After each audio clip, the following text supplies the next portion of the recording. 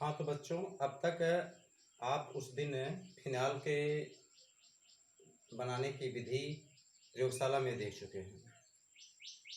अब आगे हम आपको आज बताने वाले हैं फिनाल के औद्योगिक विधि, फिनाल उद्योगों में कैसे बनाया जाता है।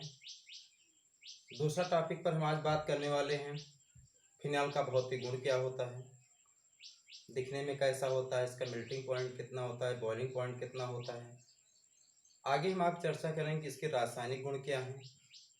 तो इनके ये तीन टॉपिक जो हमने आपको बताया, इंडस्ट्रियल मेथड, फिजिकल प्रॉपर्टी और केमिकल प्रॉपर्टी, तो तीनों को हम बारी बारी से देखेंगे।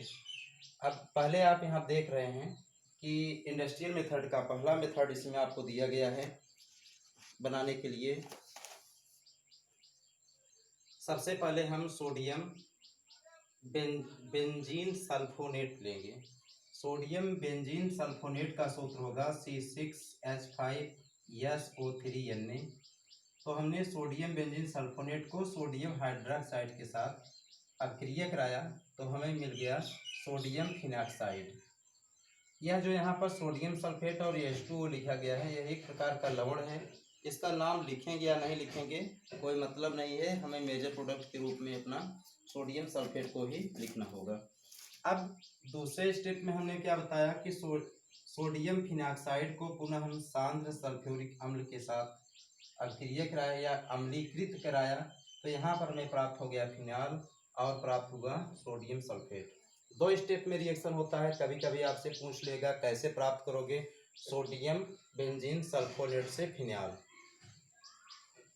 तो सोडियम बेंजीन सल्फोनेट से आप फिनाल प्राप्त करने के लिए यह दो स्टेप आपको याद करना पड़ेगा। पहला स्टेप क्या है कि सोडियम हाइड्रोक्साइड के साथ अभिक्रिया कराएंगे तो सोडियम फिनॉक्साइड बनेगा।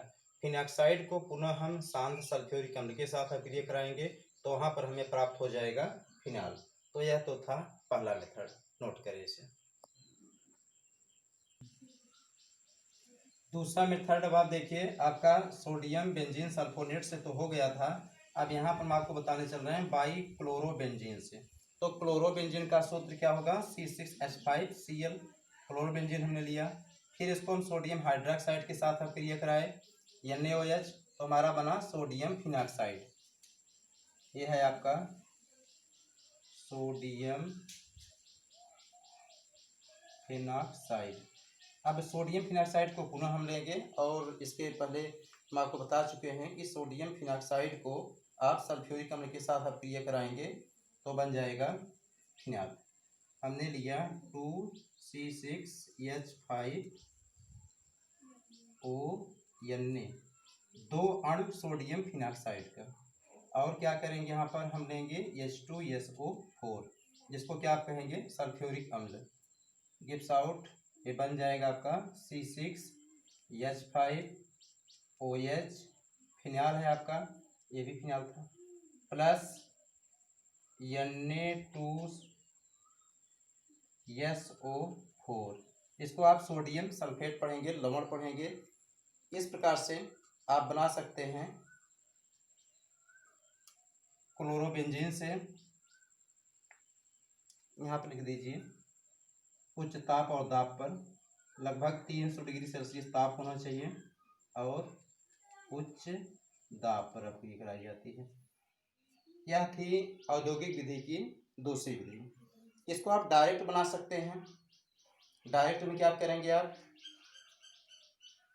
C6H5Cl प्लस आप लेंगे भाप H2O, भाप के साथ इसकी उत्प्रेरक उपस्थिति में उत्प्रेरक इसमें आपको डालना होगा और गर्म करना है तो बन जाएगा C6H5OH प्लस बनेगा आपका HCl, हाइड्रोजन क्लोराइड। गर्म आप इसको लगभग 450 डिग्री सेल्सियस करेंगे। तो यह तो था आपका क्लोरोबेंजीन की दूसरी विधि। ये दूसरी विधि है आपकी, भाप से आप बना रहे हैं, भाप के साथ क्लोरोबेंजीन का क्रिया कराएंगे 450 डिग्री सेल्सियस ताप पर गर्म करके उत्प्रेरक इसमें डालकर ये आप फिनाल फिर से प्राप्त कर सकते हैं। ये हाइड्रोजन क्लोराइड गैस है, नोट कर लीजिए। इंडस्ट्रियल मेथड में हम आपको बताने चल रहे हैं कि बाय टॉलुबिन से आप कैसे बनाएंगे। तो हम टॉलुबिन का सूत्र या टॉलुबिन के विषय में कक्षा 11 में ही पढ़ चुके हैं, जिसका सूत्र होगा C6H5CH3। तो हम टॉलुबिन लेते हैं। टॉलुबिन को मैग्नस क्लोराइड और क्यूप्रिक क्लोराइड CuCl2 और MnCl2, मैग्नीज क्लोराइड और क्यूप्रिक क्लोराइड, ये दोनों उत्प्रेरक होंगे। तो इन उत्प्रेरक की उपस्थिति में हम वायु के साथ इसके अभिक्रिया कराएंगे। वायु मतलब वायु में उपस्थित ऑक्सीजन के साथ हमारा टॉलुबिन अभिक्रिया करेगा और प्राप्त हो जाएगा C6H5OH और बनेगा आपका कार्बन डाइऑक्साइड H2 भाप के रूप में आपका बनकर ये दोनों बाहर निकल जाएंगे और आपका फिनाल प्राप्त होगा। यह इंपॉर्टेंट समीकरण है, परीक्षा में पूछा जाता है कैसे प्राप्त करेंगे टॉलुबिन से फिनाल। तो टॉलुबिन से फिनाल 11th में भी ये था आपके कोर्स में केमिकल प्रॉपर्टी में कि ओजोन टॉलुबिन जो होता है वह ऑक्सीजन से अभिक्रिया कर क्या देता है, या ऐसा पूछ सकता है क्या होता है जब हम टॉलुबिन की अभिक्रिया कराते हैं वायु से। दोनों का एक ही समीकरण होगा कि लास्ट में आपका फिनाल बनेगा और जैसा समीकरण आप देख रहे हैं। तो समीकरण में यह दो क्या होता है जब कैसे प्राप्त करें, दोनों पूछ जाता है। आप परेशान मत होइएगा कि 11th में था 12th में क्यों आया, क्योंकि 12th में यह फिनाल बनाने की एक विधि है। अब हमें आप आगे बताएंगे फिजिकल प्रॉपर्टी ऑफ फिनाल। अब तक आप देख चुके हैं फिनाल बनाने की दो विधि, इंडस्ट्रियल लैब मेथड और इंडस्ट्रियल। लैब में देखें, फिर इंडस्ट्रियल आज हमने आपको बताया। इंडस्ट्रियल में 3 प्रकार के हमने बताया, लास्ट प्रकार आपका था टॉलुबिन से। तो हम आप आगे बात करेंगे हम आप कि टॉलुबिन जो फिनाल है इसका भौतिक गुण कैसे होता है, दिखने में कैसा होता है, मेल्टिंग पॉइंट कैसा होता है, बॉइलिंग पॉइंट कैसा होता है। जो हमारे घरों में फिनाल इस्तेमाल होता है वह फिनाल जो हम अभी यहाँ पर बनाए हैं वह फिनाल नहीं है, बल्कि वह एक लिक्विड के रूप में इस्तेमाल होता है। फिनाल देखने में ठोस अवस्था में पाया जाता है। आगे हम इसके विषय में आपको बड़ा इंटरेस्टेड टॉपिक है, हम आप चर्चा कर रहे हैं, नोट करें। देखिए अब हम आपको बता रहे हैं कि physical property of phenol. Phenol क्या होता है, इसका भौतिक गुण कैसे होता है, दिखने में कैसे होता है। तो पहला इसमें आपको बता रहे हैं फिनाल एक रंगहीन क्रिस्टलीय ठोस है। फिनाल अभी इसके पहले हमने आपको बताया कि जो हमारे आपके घरों में इस्तेमाल होता है फिनाल, वह फिनाल द्रव के रूप में घोल कर हमारे आपके घरों तक पहुँचता है, जबकि जब ये बनता है तो ठोस अवस्था में होता है और इसका कोई रंग नहीं होता है, रंगहीन होता है।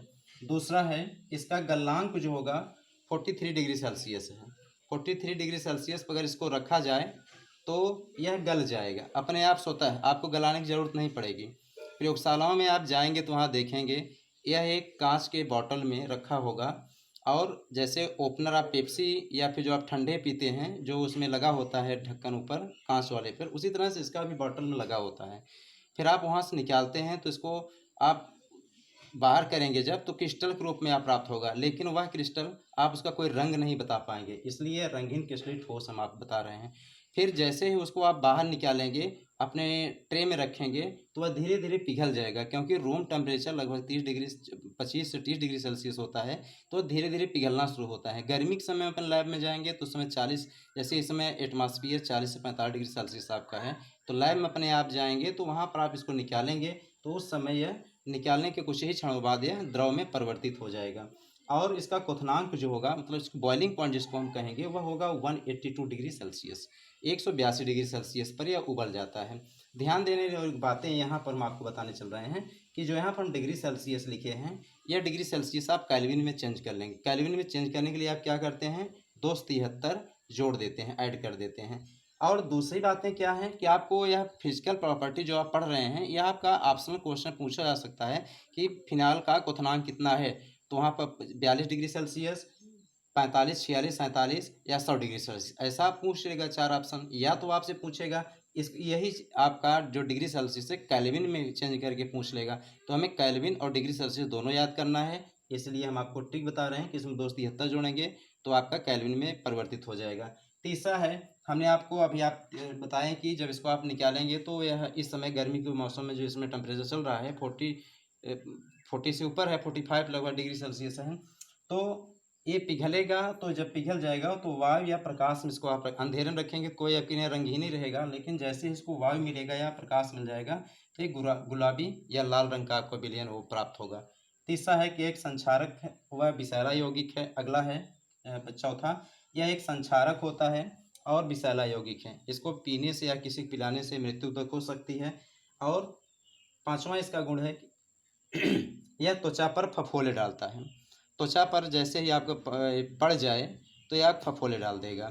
इसलिए प्रयोगशाला में इसका प्रयोग सावधानी पूर्वक करना चाहिए, ज़्यादा उपयोग इसका नहीं करना चाहिए। लास्ट है कि यह जल में जो है वह अल्प विलेय है। जल में आप घोलोगे फिनाइल को तो कम घुलेगा, लेकिन कार्बनिक विलायक जैसे ईथर, अल्कोहल, फिनाइल में यह घुलनशील है। नोट कर लीजिए। तो भौतिक गुण में हमने आपको ये जो पांचों पॉइंट बताया, ये 5 पॉइंट बड़े इंपॉर्टेंट हैं। इसको आप पढ़ लेंगे और अच्छे से तैयार करेंगे, नोट्स में लिखेंगे, फिर हम अपने लिखेंगे। नोट कर लीजिए।